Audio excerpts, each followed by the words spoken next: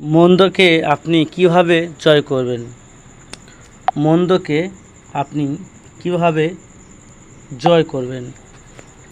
তো এখান থেকে ঈশ্বরের বাক্য থেকে আমরা দেখতে পারি যে সত্যি 1 করন্থীয় 13:5-6 যে পদটি লেখা আছে এবং সাথেও আমরা দেখতে পাই সেখানে ঈশ্বর কি বলে ধৈর্যের বিষয়ে বলেছেন 7 পদে। তো আপনি যে মানে আপনি খ্রিস্ট বিশ্বাসী, আপনি যিশুকে বিশ্বাস করেন এবং আপনি সমস্ত ঈশ্বরের কাজ করেন, আর আপনার জীবনে সেইগুলো রয়েছে যেগুলো ঈশ্বর আপনাকে ছাড়তে বলেছেন। আপনি যখন যিশুকে বিশ্বাস করেছেন তখন কি করেছেন? আপনি কিছু মাইনাস করেছেন আর কিছু যোগ করেছেন। কি মাইনাস করেছেন আপনি? রাগ, হিংসা, অহংকার, পাপ, মানে মন্দ নিশা, মন্দ স্বভাব, বিভিন্ন রকম আপনার মধ্যে যেগুলো ছল চাতুরি ছিল আপনি এগুলো কী করে মাইনাস করেছেন। আর যোগ কী হলো আপনার জীবনে? প্রেম, ভালোবাসা, মানে মানুষকে ভালোবাসা। আর একটা সুন্দর চিজ, যেটা সুন্দর জিনিস আপনাকে মানে পরমেশ্বর যে পরিবর্তন করলো, আপনি যখন তুমি বিশ্বাস করেছেন কিছু মাইনাস হলো, কিছু যোগ হলো আপনার মধ্যে, মানে ছল চাতুরি চলে গেল, আপনি স্বার্থপরত হলেন না, আপনার মধ্যে গর্ব থাকলো না, আপনি সম্পূর্ণভাবে কি অহংকার নেই আপনার মধ্যে, রাগ নেই, আপনি সম্পূর্ণ পরিবর্তন হয়ে গেলেন। অর্থাৎ কিছু মাইনাস হয়ে গেল আর কিছু যোগ হয়ে গেল। আর এটা কি যিশুকে বিশ্বাস করার পরেও যখন আপনি এগুলো করছেন, তো ঈশ্বর আপনাকে এই বিষয়ে বলার জন্য এটা শেয়ার করবো অবশ্যই। তো আপনি এটা যখন আপনি করছেন, তো অবশ্যই এটাকে আপনার জানা দরকার ঈশ্বর আপনাকে কীভাবে চলতে বলেছেন আর কীভাবে আপনি চলবেন। তো সেটা শুনুন। 1 করন্থীয় 13:5-6-7, ঠিক আছে? গর্ব করে না,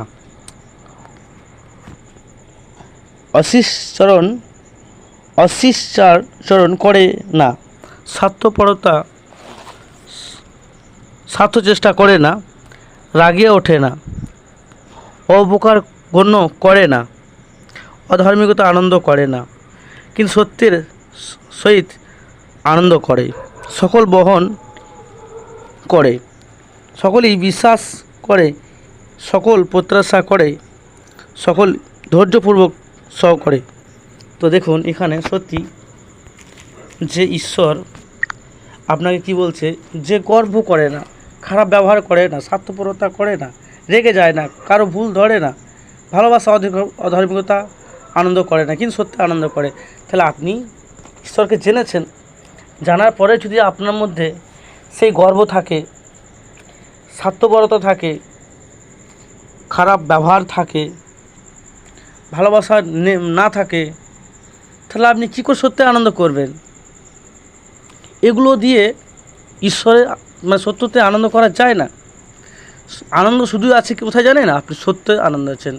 তাই যেটা 6 শেষ লাইনটাতে বলছেন, কিন্তু সত্যিই আনন্দ করে, সত্যই আনন্দ করে। যে আপনি ওখানে দেখুন 6 পদে কী বলছে, যে কিন্তু সত্যের সহিত আনন্দ করে।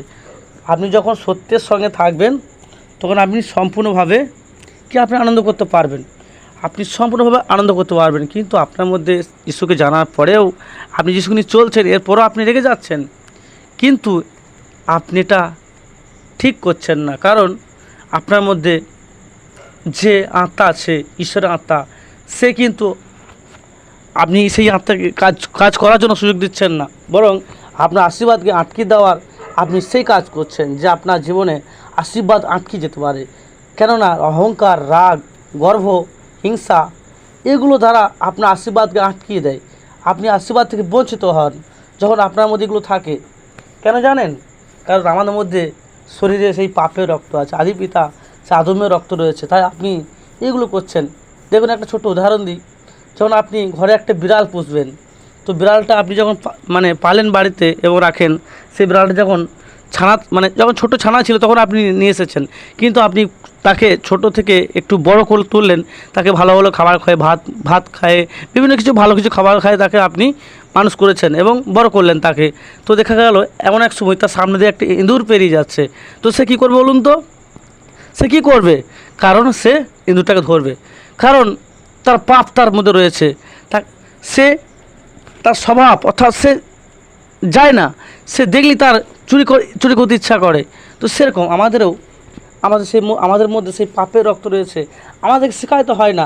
দেখবেন আপনার বাড়িতে যখন কোনো ছেলে থাকে, বা প্রত্যেকটা সন্তানের জন্য বলছি, তো যখন আপনি ছোট সন্তান হয়েছে, আপনি ছেলেটাকে মানুষ করছেন, কিন্তু মানুষ করার পরে দেখবেন একটু যখন বড় হবে তাকে গালাগালি শেখাতে হয় না, সে অটোমেটিক তার মুখ থেকে মন্দ কথা বেরিয়ে আসে, মন্দ গালাগালি শুরু করে। কেন বলুন তো? আমাদের মধ্যে পাপ রয়েছে, সেই পাপ রক্ত আমাদেরকে সর্বক্ষণ চঞ্চলিত করে, বিঘ্ন করে, আমাদেরকে ঠিকভাবে স্থির থাকতে দেয় না, আমাদের সঠিকভাবে চলতে দেয় না। পাপের রক্তের মধ্যে আমাদের দোষ আছে, আর সেই রক্তকে সম্পূর্ণভাবে পবিত্র করার জন্য সেই নাম, একটাই নাম, নাসরাতীয় যিশু। এই নাম আপনাকে সম্পূর্ণভাবে পবিত্র করবে, সম্পূর্ণভাবে আপনাকে সূচীকৃত করবে, সম্পূর্ণভাবে আপনি ঈশ্বরের আশীর্বাদ পাবেন, সম্পূর্ণভাবে ঈশ্বর অনুগ্রহ লাভ করবেন। আর এই নাম আপনাকে সর্বদিক থেকে উন্নত করবে, এই নাম আপনাকে সর্বদিক থেকে উচ্চকিত করবে, এই নাম আপনাকে পরিত্রাণ দেবে, এই নাম আপনাকে অনন্ত জীবন দিতে পারবে। যে সত্যি এই নাম আপনার রক্তকে পবিত্র করতে পারে, সেই নাম হচ্ছে ইম্মানুয়েল, যীশু খ্রিস্ট। তো আপনি এই নামকে আপনি যত্ন করুন, যিশুকে যত্ন করুন, আপনার জীবনে কার্য করতে দিন তাকে। আর এই সমস্ত মনের মধ্যে যে যে পাপ রয়েছে, অর্থাৎ রাগ, হিংসা, অহংকার, এগুলোকে আপনি ত্যাগ করুন, কারণ এগুলো থাকলে আপনি কোনো মতে ঈশ্বর আশীর্বাদ দেখতে পাবেন না, কারণ আশীর্বাদকে হরণ করবে শয়তান। তো এই শয়তানগুলোকে মন থেকে আপনি দূর করুন, আপনি মন থেকে সরান এগুলোকে, কারণ এগুলো হচ্ছে আপনার আশীর্বাদকে আটকে দেওয়ার একটা অস্ত্র। যে এই অস্ত্রকে আপনি যত পুষে রাখবেন, যত আপনি আপনার মনের মধ্যে রাখবেন, তত আপনার জীবনের সমস্ত আশীর্বাদকে সে আটকিয়ে দেবে। আপনি কোনো দিক থেকে বাড়তে পারবেন না, আপনি চলতে পারবেন না ঠিকভাবে, আপনি সমস্ত দিক থেকে ভেঙে পড়বেন, আর আপনাকে হতাশা করবে, নিরাশা করবে, আপনাকে চিন্তা ফেলবে, আপনাকে উদ্বিগ্ন করবে, আপনাকে টেনশন দেবে, আপনাকে ভাবনা আনবে, আপনি সর্বক্ষণ ভেঙে পড়বেন। এগুলো হচ্ছে একটা শয়তানের অস্ত্র, যা আপনাকে নষ্ট করা একটা অস্ত্র। সেটা হলো এই রাগ, হিংসা, অহংকার, এগুলো মানুষকে জীবনে ধ্বংস করে। তা আপনি এগুলোকে, আপনি যদি ঈশ্বরকে বিশ্বাস করেন, যিশুকে জানেন, তাহলে আপনি এগুলো আপনার হৃদয় থেকে আপনি আজকে এক্ষুনি আপনি আপনার হৃদয় থেকে আপনি দূর করুন। আপনার জীবনে আশীর্বাদ আনবে পরমেশ্বর। আপনি সম্পূর্ণভাবে এগুলোই মনের মধ্যে থেকে আপনি এই এই মন্দ বিষয়গুলোকে আপনি মন থেকে দূর করুন। আর আপনার সঙ্গে আপনি যে ঈশ্বরকে বিশ্বাস করেন, তো বিশ্বাস করার ফলে যে আপনি ঈশ্বরের সন্তান আছেন, তো তো অবশ্যই আপনার মধ্যে অবশ্যই প্রেম থাকা উচিত। কারণ যখন আপনার সঙ্গে কেউ খারাপ ব্যবহার করে, খারাপ মানে কথা বলে, তখন আপনি তার সঙ্গে নর্মতার সঙ্গে ব্যবহার করুন। দেখুন এখানে একটা বাক্য আছে, যেটা মথি 5:39 পদে কী বলছে, কিন্তু আমি তোমাদেরকে বলিতেছি, তোমাদের দুষ্টের প্রতিরোধ করিও না। বলছে দুষ্টদের প্রতিরোধ করো না, মানে দুষ্টদের সঙ্গে মানে প্রতিরোধ, মানে তাদের প্রতিরোধ মানে প্রতিরোধ মানে তাদের সঙ্গে সাথ দিতে নিষেধ করছেন। তাদের সঙ্গে মানে সাথ দেওয়াই তোমাকে, মানে আপনাকে যাওয়া যাবে না, আর তাদের সঙ্গে মেশা যাবে না। ঈশ্বর বলছে যে আপনি তাদের প্রতিরোধ করো না, তাদের সঙ্গে হয় না তুমি। ঈশ্বর আপনাকে এমন বলছে যে সত্যি আপনি তাদের সঙ্গে হয়েন না। কি বলছে? যে বরং যে কেউ তোমার দক্ষিণ গালে চর মারে, অনুগাল তাহার দিকে ফেরাইয়া দাও। অর্থাৎ যখন কেউ আপনার গালে এক গালে চর মারছে, আর এক গাল আপনি ফেরাইয়া দেন, এটা মানে হচ্ছে আপনি তার কাছে ছোট করুন। কারণ আপনি কে আছেন? ঈশ্বরের সন্তান আছে, যিশু আপনার মধ্যে রয়েছে। আপনি অন্য গাল ফিরিয়ে দিন, যেন আপনি ঈশ্বর আশীর্বাদ দেখতে পারেন। ঈশ্বর আপনাকে আপনাকে ওখানে ছোট হতে বলছেন। আপনি দুষ্টদের সামনে মুখ খুলবেন না, কারণ ঈশ্বর আপনার জীবনে আশীর্বাদ আনবে। আপনি যখন তার বিরুদ্ধে, সে যখন মন্দ ব্যবহার করছে, আপনি যখন তার সঙ্গে মন্দ ব্যবহার করছেন, এটা মানে হচ্ছে যে মন্দ আপনাকে অ্যাটাক করতে চাইছে, আপনাকে বন্দি বানাতে চাইছে। তাই এখানে ঈশ্বর বলছে যে যখন আপনাকে কেউ এক গালে চর মারে, আর এক গাল ফিরায় দো, তো আপনি সেখানে এক গাল বাড়িয়ে দিন। ঈশ্বর বলল যে নিজেকে নত করে তাকে উন্নত করা হবে, যে নিজেকে উন্নত করে তাকে নত করা যাবে। তো আপনি কী করতে চান? নিজেকে উন্নত না নিজেকে নত? আপনি নত হন, আপনি সমস্ত কিছুতে নত হন। তো অবশ্যই ঈশ্বর আপনাকে একসময় আপনাকে উন্নত করবে। আপনি যখন নত হবেন, ঈশ্বর আপনাকে উন্নত করবে। কারণ ঈশ্বরের চোখ এত খাটো নয় যে আপনাকে দেখতে পায় না। ঈশ্বরের কান এত খাটো নয় আপনি যা বলছেন তা শুনতে পান না। ঈশ্বরের হাত এত খাটো নয় যে আপনাকে তিনি স্পর্শ করতে পারেন না। কারণ সদাপ্রভুর চোখ ফিরিয়ে নেন এমন নয়, মানে যেটা আপনি এক পিতর 3:12 আপনি যাবেন, ওখানে বলো ধার্মিকগণের প্রতি সদাপ্রভুর চক্ষু আছে। মানে ঈশ্বর যে আপনি যিশুকে বিশ্বাস করেন, আপনি কি করছেন, আপনি কার সঙ্গে খারাপ ব্যবহার করছেন, আপনি কুমন্ত্রণা করছেন বা কোনো কিছু করছেন, ঈশ্বর আপনাকে দেখতে পায়। ঈশ্বর আপনাকে দেখেন। আপনি ঈশ্বরের সামনে থেকে পালাতে পারবেন না, আপনি ঈশ্বরের সামনে থেকে চলে যেতে পারবেন না। আর একটা সময় ঈশ্বর আপনার সামনে রয়েছে, আপনি সবসময় ঈশ্বরের সামনে আছেন। আপনি যা কিছু করুন না কেন, আপনি খারাপ কাজ করতে পারেন, সেখানে ঈশ্বর আপনাকে দেখছে। আপনি একটা ভালো কাজ করছেন, ঈশ্বর আপনাকে দেখছে। আপনি ঈশ্বরের সামনে থেকে আপনি পালাতে পারেন না, কারণ ঈশ্বর আপনার সামনে রয়েছে, ঈশ্বর আপনার সঙ্গে আছেন। কারণ আমার একটা ছোট্ট বিষয় বলি, আমি গাড়ি চালাই, তো অবশ্যই সেদিনকে কিছু ইনকাম আমার কম হয়েছিল। তো মনে মনে ভাবছি এটা কি আমার পোষাচ্ছে না আর কি, আরেকটু বেশি হলে ভালো হয়। তো ঈশ্বর সঙ্গে সঙ্গে আবার আমাকে কাজ, মানে একটা ভাড়া দিয়ে দিল।